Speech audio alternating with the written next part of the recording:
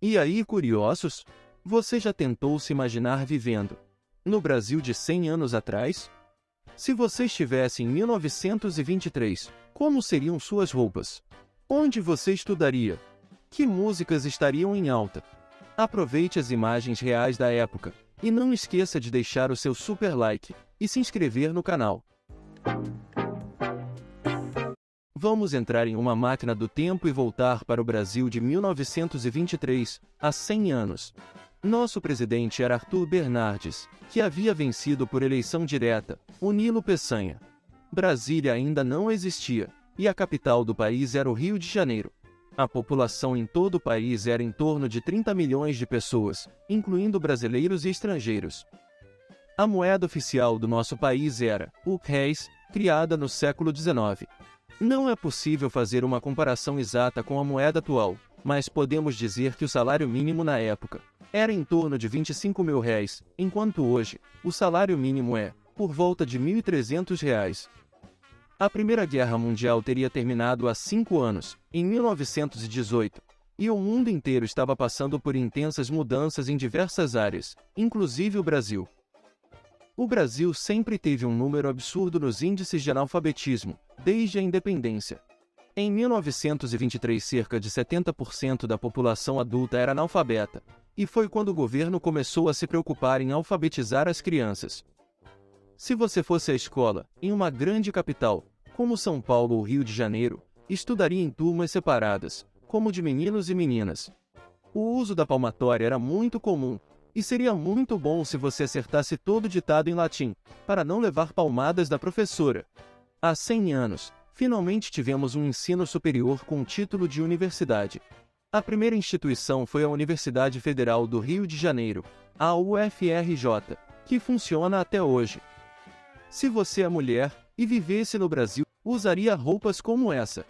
A moda seguia os padrões franceses, com saias mais curtas, abolição do espartilho e cabelo Chanel. Devido ao clima tropical, as brasileiras aceitaram bem essa moda de vestidos mais curtos e com os braços à mostra. Nas praias do Rio de Janeiro, as moças usariam algo assim, já bastante ousado para a época. Mas era um tempo de mudanças. No entanto, se você fosse um rapaz, sua moda seria algo como esse terno comportado, mesmo durante o dia. Uma moda pouco adequada com o nosso país tropical, não é? Curiosamente, no século passado, estávamos saindo de uma epidemia, a da gripe espanhola. Sem muitos recursos, o país havia sido devastado pelo vírus. Relatos da época dizem que havia tantos doentes, que faltavam pessoas até para enterrar os mortos. A situação começou a se resolver, quando o médico Carlos Chagas tomou a frente.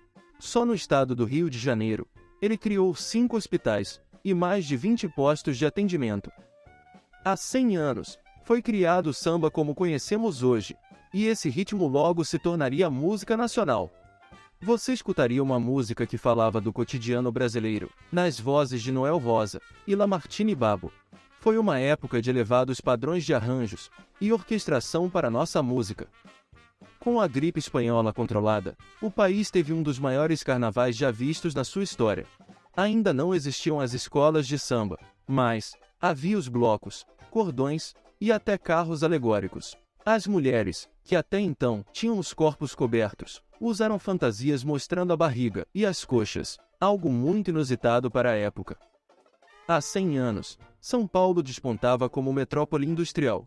O trabalho escravo, teoricamente, não existia, mas os negros tinham os empregos mais duros e minimamente remunerados, como carregadores de carga e faxineiros. Na verdade, o trabalho no Brasil era predominantemente rural, utilizando muito da mão de obra estrangeira assalariada.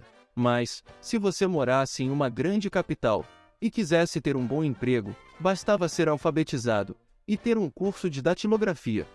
Você teria uma vida profissional promissora na década de 20.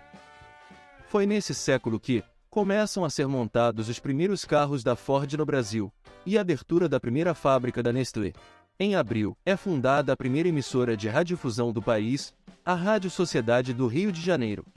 Em 13 de agosto, foi inaugurado o hotel mais conhecido do país, o Copacabana Palace no Rio de Janeiro. Incríveis construções que tinha em 1923 já não existem mais, como o Palácio Municipal do Rio de Janeiro, que foi demolido para obras de modernização em 1940. A Praça 11 de Junho, um dos berços do samba, foi destruída na década de 40, para a construção da Avenida Getúlio Vargas. A Igreja de São Pedro dos Clérigos também foi demolida na mesma época, para a abertura desta avenida. O suntuoso Palácio Monroe, que chegou a ser a sede da Câmara e do Senado Federal, foi demolido em 1975, e até hoje, nenhum carioca aceita essa perda. E que tal, curiosos? Gostaram dessa viagem no tempo? Conseguiriam viver nessa época, sem celular, sem internet e sem televisão? Escreva aqui nos comentários, e não se esqueça do seu super like e de se inscrever no canal.